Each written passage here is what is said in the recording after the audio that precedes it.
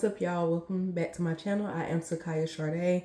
So in today's video, I'm going to be giving y'all part 2 to my mommy makeover, and this is part 2, but this is the first part that I actually did.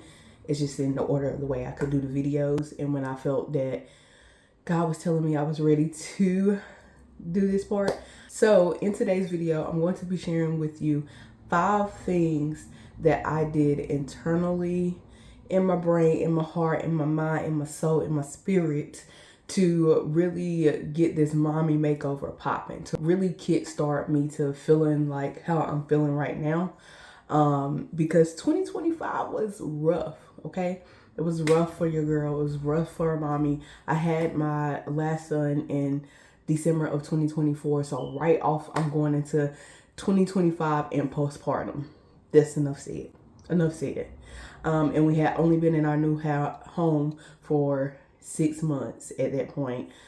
So that's enough said. I'm also a teacher. I'm also a bonus mom. So that's enough said too. I'm also a wife. I'm also a daughter. I'm also many other things. So there was a lot of internal work that I need to begin. Please do not get it twisted. I am still doing this internal work.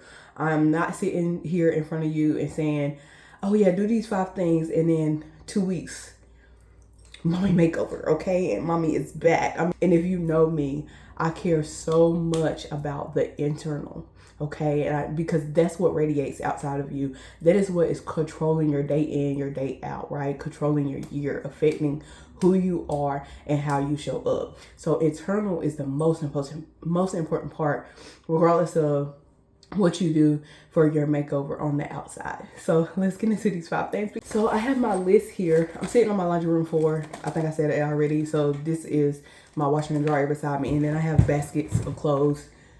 Make sure y'all don't see none of my drawers or nothing. We good. Okay. I wrote my list on a piece of mail. The first thing that needed to be addressed for my mommy makeover is my mental health. My mental health state was like in the ground, in the dungeon, in the cave, underneath. Yeah, it was. So the first thing I addressed was my mental health. What I have been doing for that is, of course, praying. It's been my #1 source. And I'm talking about not just like, oh, praying in the morning, because every day before school, before work, I'm going to get a prayer in with my babies. But really praying throughout my day when I feel triggered, when I feel myself sliding into some type of slump or some type of depression. Praying when someone doesn't respond like I wanted to. Praying when I need to know what kind of decision to make and what things to say. Praying like throughout my day. Trying to make and insert God because he's there, right? But trying to insert God throughout my day. But we'll get to that in a minute. My mental health. The other thing that I've really been doing is going to therapy. And that has been interesting because, you know, therapy has its already like negative connotation to it. So you have to get past that part, and then you have to get past it internally as far as like feeling like this is really going to take me somewhere. And then you have to be willing and ready to do the work, because therapy is active. It's not like a cure, like a shot. It is active. You are actively talking through things. You are actively bringing up things. And once you open up those gates, certain questions and thoughts and connections and reminiscing and all these type things and connecting the dots and pulling here and pulling there and transformation, all that start unfolding, right? Once you open up that door. So you have to be willing and ready to handle that, put in the work. And sometimes it's hard. It's really hard work, and you really have to be like, God,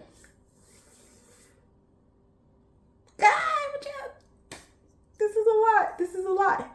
But at the end, you really are making that transformation. You really are taking those steps so that, one, you can show up better, you can feel better, and on top of that, you can continue to progress and be the best version of yourself, because we all have wounds that need to be healed. So we're not going to sit here and not act like that's not a thing. We all have wounds that we need to heal from. We all have areas in which we could become a better person, whether that's our childhood, past relationships, family members, whether it's work, whether it's how you even see yourself, right? We all have wounds or areas that could be fixed or that we could just be progressing on, right? Because we're forever learning. We're students our entire life, right? And I believe that, if you want to seek therapy, I think it's great. Pray about which therapist, really read up on the bio of your therapist. That's what I did, to really, choose which one that, feels aligns with your values and what you think.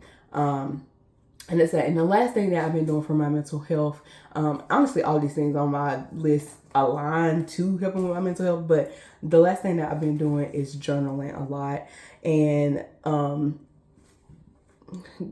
a journalholic. My name is Sachiya, and I am a journalholic. And that's enough said. Next thing is spiritual health, and that speaks for itself. If you're not actively in your word, if you're not actively trying to, seek God and desire to become closer to God, the further you get away from God, the more vulnerable your mind is, the more vulnerable your life is, the more vulnerable, that word is tearing me up, the more vulnerable, everything is. You become open to so much negativity. You become open to the enemy plays and the enemy tricks and the enemy games. And you need to stay close to God, keep his word close to you and close to your heart. And then you need to allow the word and allow that community of like-minded people to be in your life. You need that. And so actively reading my Bible, listening to sermons, or listening to, certain podcasters who are Christian based, as well as just having more spiritual conversations with like-minded people, such as my friends, my coworkers, my husband, of course, and just really, leaning on that. And the stronger your faith is and the stronger your relationship is with God, the better off you'll be as a mom, the better off you'll be as a woman, the better off you'll be as a wife, as a coworker, as a friend, as a family member. It really, really just a domino effect of everything. And again, like I said, that aligns with also transforming and renewing your mind, right? Allowing the word to transform you and renew your mind fully. And that itself is going to transform your mental health. You follow? Okay. But you got to do all these little pieces. The third thing that has helped me internally for my mommy makeover, or that's just about, me, is self-care in a long time. And those can be one and the same thing. Self-care to me can be various of things. Of course, we see people do care of their external, whether it's their hair, their face, whatever, spending time alone. But I feel like self-care can be whatever brings you back and center you to who you are, right? The other day, I woke up a little bit early because the boys woke up early, but then they went back to sleep. And I went into the room and I began to watch a YouTube video and watch or listen to a sermon and doing my skincare. And that just brought me back to that nostalgic feel that I had when I was 22 and I was fresh out of college, and I just had all these things that I used to do that just made me feel good and made me feel like a girl, girly and like a woman and like I'm taking care of myself. And that nostalgic feel clicked for me. And it was oh, I like that, right? So it doesn't have to be a certain thing, but something that brings you that feeling, that brings you that little piece of joy, that little piece of peace, that little sense of I love me. You know what I mean? Another thing is I've been creating. So I've been starting back with doing my social media, short content and long. I've been doing TikTok a little bit. I haven't really been messing with Instagram and Facebook, but really TikTok and YouTube. So I started back posting on YouTube, and I've been on YouTube since 2018, but it's always been so inconsistent. And I'm not saying I'm going to be consistent now, because I'll be sitting here lying. I am a mom. I am head of my department at school, and I'm also, I got 2 little kids. I'm a wife, and I got family matters happening. So who knows what's going to happen? Only God. But getting back into being creative, getting back into thinking about something that I like doing. So again, it doesn't have to be like care. It's just like something that brings you that little piece of joy, that little piece of peace, and that happiness. You know what I'm saying? And so that is something that I've been doing. And then also, like this year, I'm going to be helping with our Black History Month program at the school. And so I'm going to help come up with all the dances. And then this year for football season, I helped come up with the football halftime dance for one of my local middle school teams, and that helped, right? So dancing is something that I love deeply, and it brings me that little sense of joy and that little sense of peace. And then just getting locked in with community, right? The 4th thing is compartmentalize and organize and delegate. Now, this one is probably one of the toughest things for me, and one of the things that probably going to take a little bit longer for me to really get a hold of, because if I have like a setback, or I have a moment of where I kind of tap out a little bit, I'll procrastinate, or I won't be as on top of it. But really putting certain things into compartment, like this is this priority, this is this priority, or this is this section, this is what I'm responsible for. If y'all hear beeping, people are working outside on a good old Sunday. But anyways, that's just something that I'm working on how to do. Like, for example, at work, so that I don't bring my thoughts from work home, or that stress or that anxiousness that I feel. I am doing a thing where on Mondays I make a list of everything I want to get done that week, and then every day I'm going to make a separate list and take 3 to 4 things off of that list and try to get those things done, small to big things depending on what they are. And that used to help me back in the day when I first became a teacher, because it really made me not feel like, oh my God, I got this meeting and I'm not prepared. You know what I mean? It really helped me be like, okay, I have this on Friday, so let me start doing this. Like I have progress reports due this Friday, and so on Monday I need to sit down and say, hey, I'm gonna get 5 of these done a day, or 7 of these, depending on, I can't remember how many kids I got on my caseload, but you know, so how many I'm gonna get done. Also, that goes with just like my home life as well, like not feeling like I need to do everything every day. So like on Saturdays, I pretty much have started down Saturday morning. As soon as I get up, I bring a load of laundry to the laundry room and I throw it in there. I'm done washing and drying by Sunday, sometimes Saturday night, but by Sunday. And then I just fold all the clothes on Sunday, and I try not to bring any laundry into the week, right? So that's taking it why I can't say that word? Compartmentalize. Styles is waking up. And then I'm just like organizing, and I'm saying this is the day I'm going to do it, and then I'm going to do it.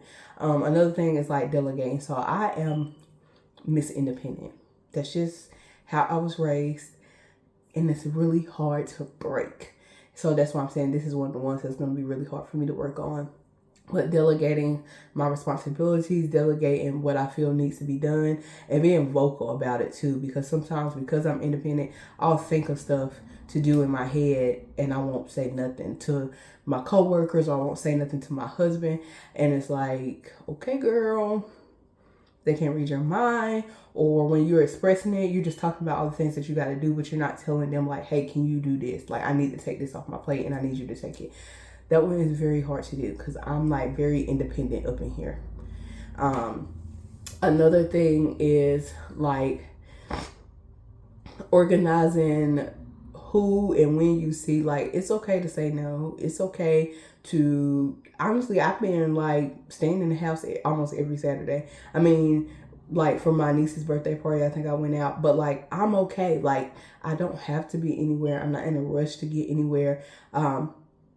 As long as I'm not rotten or sad, and that's why I'm sitting in it. But like, if I'm getting my laundry done and I'm eating and I'm just relaxing, that is all fine with me, okay? I don't have to be anywhere, and I don't have to say yes to doing or being anything. And just knowing that is powerful. Knowing that is very, very powerful. Last but not least is grace. And I left this for number 5 because 5 is the number for grace. But giving yourself as much grace as possible. If you got to give yourself grace every hour, do it. If you got to give yourself grace every day, every week, do it. You're not perfect. You are a growing human being. You make mistakes, or you don't take care of yourself the way you should, or like, it's okay. It's okay. That's just all I gotta say. Like, it's okay. Give yourself grace. It is okay. And in those heightened moments of like mom life where it's just chaotic, take 10 seconds, 30 seconds, sometimes 10 minutes, to be honest, and give yourself grace. And just be like, I'm about to lock out right quick.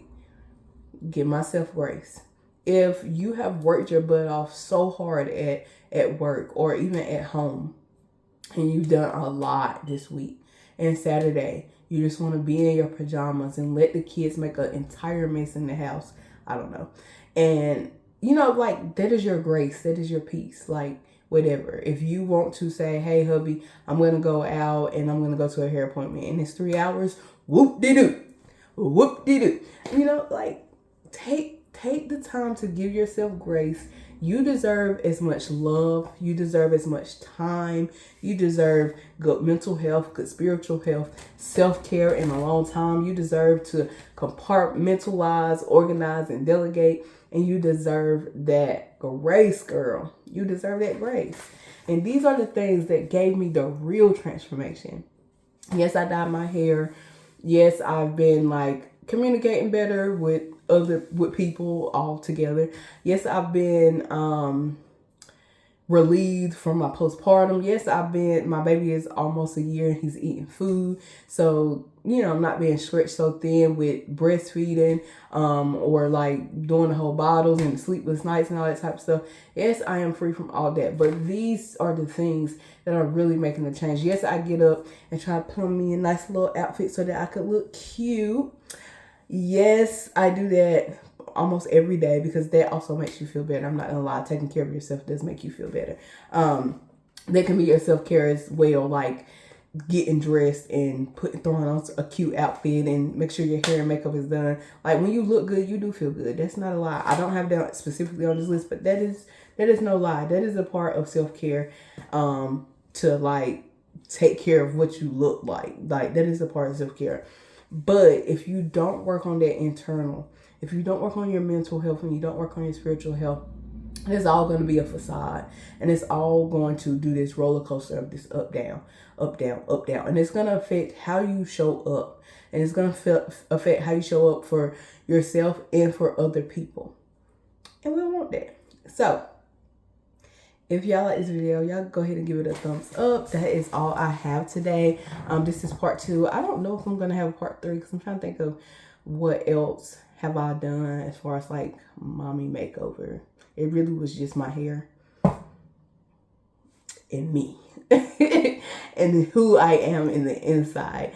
I am goofy. I am loving. I am carefree. I am a hot mess. I can be unorganized, whatever. I am all those things. And just remembering who you are at the core is a part of your self-care journey, is a part of your mental health journey. Remembering who you are at your core. Yes, we progress.